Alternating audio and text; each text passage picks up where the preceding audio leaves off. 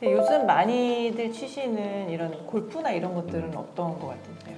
예, 어깨 환자 중을 제가 보면 가장 안 좋은 스포츠가 몇 개 떠오르거든요. 그만큼 환자가 많다는 거예요. 네. 제일 안 좋은 운동이 첫 번째가 배드민턴. 아, 위에서 하는 네네. 강한 운동이기 때문에 테니스도 그렇고. 두 번째가 테니스. 네. 얘는 각도가 조금 밑으로 내려와 있어요. 서브만 위로 하고 네네. 그다음 주로 이건데 음. 그다음에 이제 당구나 탁구들이 있고요. 네. 약간 이제 내려서 치잖아요. 네. 그다음에 가벼워서 괜찮을 것 같은데 그것도 많이. 그렇죠. 있고요. 배드민턴도 사실 공이 가볍잖아요. 그렇죠. 근데 엄청난 속도와 강도로 뿌리치기 때문에 어깨는 제일 안 좋은 운동인 것 같아요. 네네. 근데 이제 골프는 그래도 조금 나은 게 골프의 운동에 이제 대부분이 이 밑에서 하는 반원 운동이에요. 골프는 어깨는 그래도 조금 덜 지장이 가고 실제로 오십견, 동결견이 있는 사람도 밑에서 어떻게 잘해서 잘 치시더라고요. 조금 더 이제 잘 치시기 위해서는 스트레칭도 많이 하시고 강화 운동하면 좋은데 어쨌든 스포츠로 보면은 배드민턴이 제일 안 좋고 이제 차례대로 가고요. 골프는 그나마 조금 덜 해서 근력 강화만 미리 하시면 그래도 운동 자체가 팔을 밑에서 쓰기 때문에 그래도 어깨가 좀 약하더라도 되는 운동이라서 이렇게 연세가 많아도 치시는 것 같아요. 이게 각도가 오히려 더 중요해요. 네, 그렇죠. 네, 맞습니다.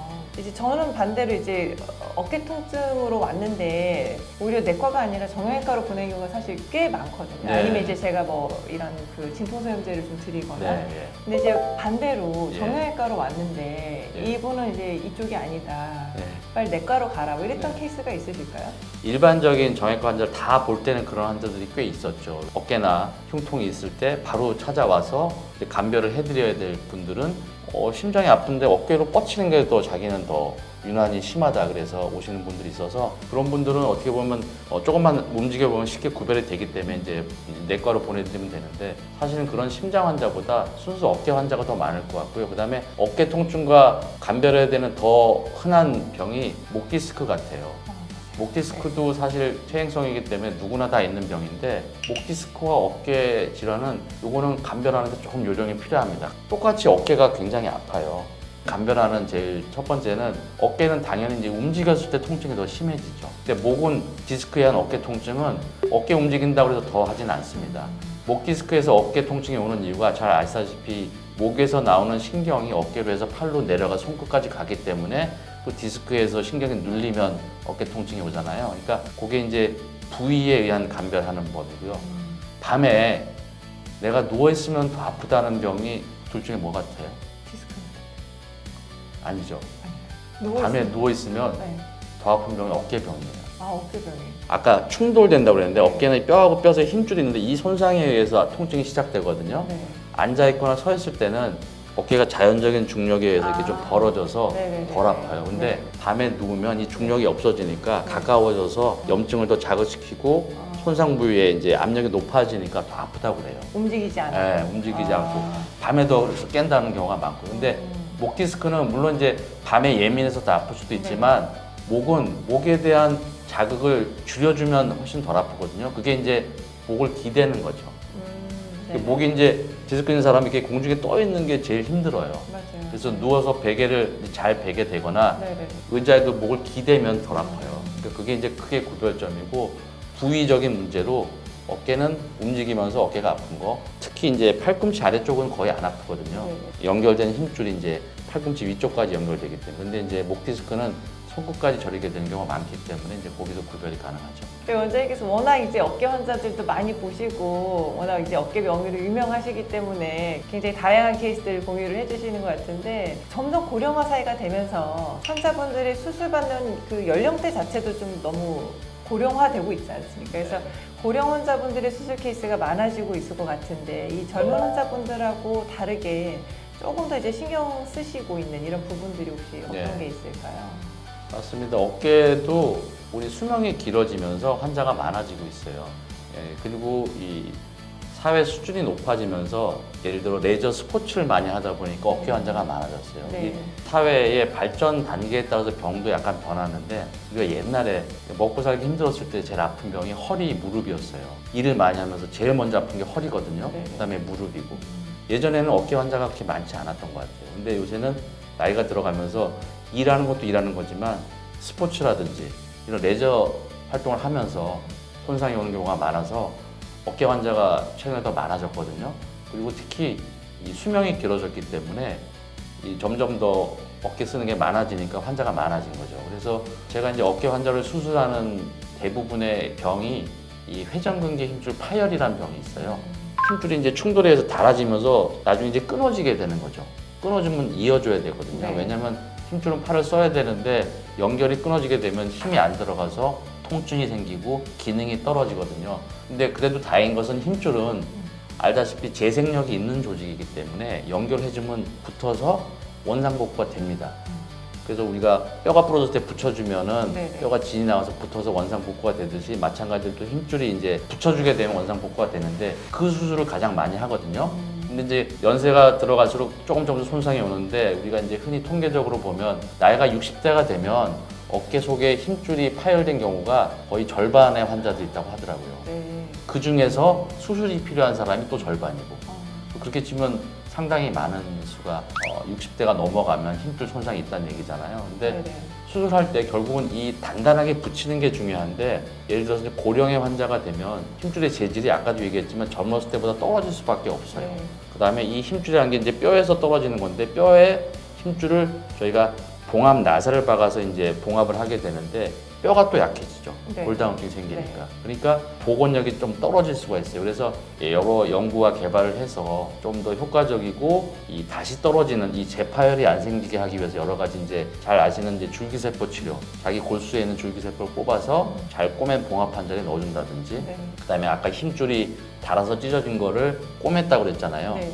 요거를 보강하는 여러 가지 요새는 제재들이 많이 나와 있어요. 그래서 뭐 보강 패치, 보강 힘줄이라고 해서 제가 환자분한테도 설명할 때 팔꿈치에 옷이 찢어지면 조금 찢어지면 그냥 꼬매는데 많이 찢어지면 뭘 덧대서 꼬매잖아요. 네.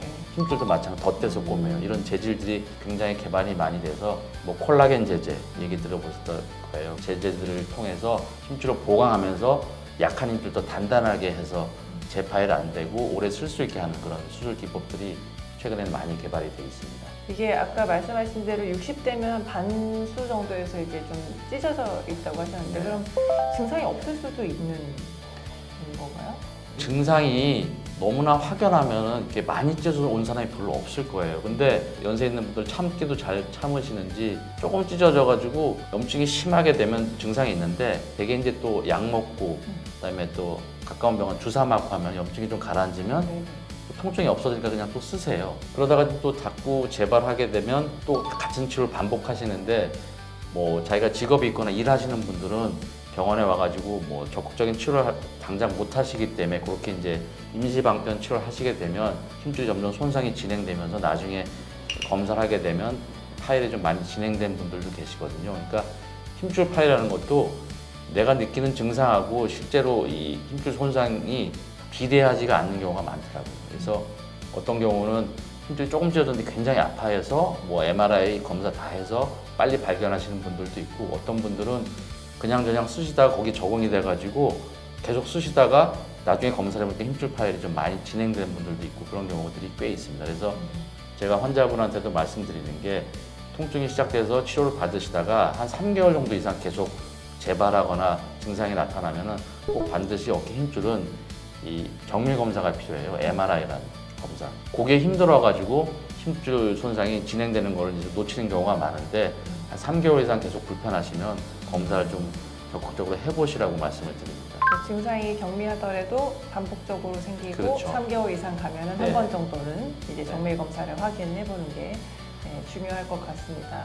마지막으로 환자분들이 이제 뭐 여러 가지 이런 그 직업적인 요소들도 그렇고 어쩔 수 없이 생기는 어깨 질환들이 많겠지만 어쨌든 이거를 좀 예방할 수 있는 어떤 습관이나 방법, 스스로 할 수 있는 네. 어떤 운동들 이런 게 있으면 좀 소개를 해주시면 좋을 것 네. 같아요. 뭐 여러 질환들이 그렇지만 어깨도 이제 예방이 중요한데요. 저는 항상 환자분한테 설명할 때 어깨 관절, 우리 몸은 기계랑 똑같다고 얘기를 합니다. 기계를 어떻게 잘 기름칠해서 쓰느냐를 말씀드리는데 그 방법이 특히 어깨 관절은 스트레칭을 열심히 잘 하시는 거하고 평소에 어깨 주위 근력을 강화시키는 근력 강화 운동 이 두 네. 가지를 말씀드리는데요. 뭐 간단한 내용입니다. 큰 일을 하거나 운동하기 전에 갑자기 하게 되면 우리 몸이 굳어있기 때문에 손상에 굉장히 취약할 수밖에 없거든요. 그런 무슨 작업이라든지 일을 하시기 전에는 항상 스트레칭을 해서 워밍업을 많이 해주시라고 말씀을 드려요. 스포츠를 하실 때도 배드민턴, 테니스 다 좋은데 하시기 전에 꼭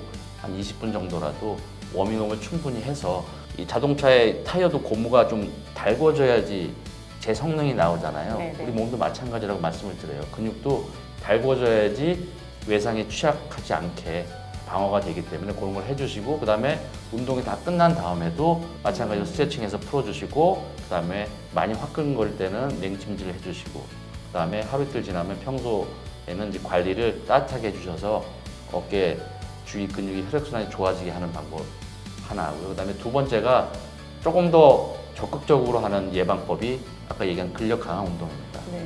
가벼운 고무 밴드 같은 걸 이용해가지고 당겨서 어느 정도 부하를 주면서 단계적으로 강화시키면 본인이 원하는 조금 더 센 운동, 강한 운동도 할 수 있기 때문에 평상시에 그렇게 예방적으로 근력 강화 운동을 해주시면은 내 질병을 막는 데도 중요하고요, 치료되는 데도 중요한 운동이기 때문에 이 두 가지 스트레칭하고 근력 강화 운동하는 거를 항상 해주십사고 말씀을 드립니다. 이 스트레칭 할 때는 통증이 안 생기는 범위 내에서 네. 해야 되겠죠. 그것도 질문 많이 하시는데요. 스트레칭이라든지 근력 강화 운동이 하나도 안 아프게 할 수는 없는데 본인이 참을 만한 정도의 스트레칭하고 근력 강화 운동은 해 주셔야지만이 늘어나는 거거든요. 네. 내가 일하면서 아픈 걸 절대 하지 말라고 하시는데 네네. 내가 치료하는 운동은 조금 아픈 거를 버티면서 하셔야지 강화가 되고 단련이 되기 때문에 그 정도는 참고 하시라고 말씀을 드리고 있습니다. 이게 생각보다 많이 해야지 운동이 되더라고요. 네. 저희 그 교수님께서 나 어깨 때문에 정형외과 진료를 보고 운동을 하라고 교육을 받고 오셨는데 몇 번을 해야 되냐고 했더니 300번씩 3번 하라고 했다고요. 그래서 근데 대단한 성실함으로 네. 하시더라고요. 이 운동이 좀 단순해서 지겨워서 잘 못 하시는데 저도 환자분들한테 아침, 점심, 저녁으로 시간이 날 때마다 뭐 스트레칭 같은 것도 한 10회 정도, 근력 강화 운동 동작도 한 10회 정도 해가지고 각 운동을 10회 정도로 해서 아침, 점심, 저녁을 3번 하라고 세 말씀을 세트. 드려요. 네. 지겹더라도 조금씩 하시면 습관이 되면 좀 잘 하시더라고요. 근데 하게 되면 분명히 효과가 몸으로 느껴나는데 지겨우니까 잘 안 하시는 분들이 많아요. 네. 꼭 해보시면 효과를 몸으로 느낄 수 있다고 말씀드리고 있습니다. 네. 그래서 뭘 해도 꾸준해야 됩니다, 여러분. 꾸준하게 하셔야지 되고요. 오늘 저희가 이제 어깨 질환에 대해서 여러 가지 살펴봤는데 제가 정말 너무 잘 보신 것 같은 그런 생각이 많이 드는 자리였습니다. 심장 환자분들도 마찬가지지만 이제 어깨 질환들도 이게 만성 질환이기 때문에 저희가 이제 평생 안고 살아가야 하고 지내는데 우리의 삶의 질을 많이 영향을 주는 질환이기 때문에 조금만 더 노력을 해서 관심을 가지고 노력을 해보시면 조금 이제 더 행복하게 편안하게 노년을 잘 보내실 수 있을 것 같고요. 젊은 층이라고 해서 괜찮은 건 아니니까 고정된 자세로 반복적인 운동을 하는 것보다는 중간중간에 말씀하신 스트레칭이나 근력 강화 운동을 같이 하시는 게 병원을 자꾸 드나드는 것보다는 훨씬 더 좋으실 것 같습니다. 오늘 여기까지 저희가 준비한 자료고요. 오늘도 함께 시청해 주셔서 감사합니다. 감사합니다.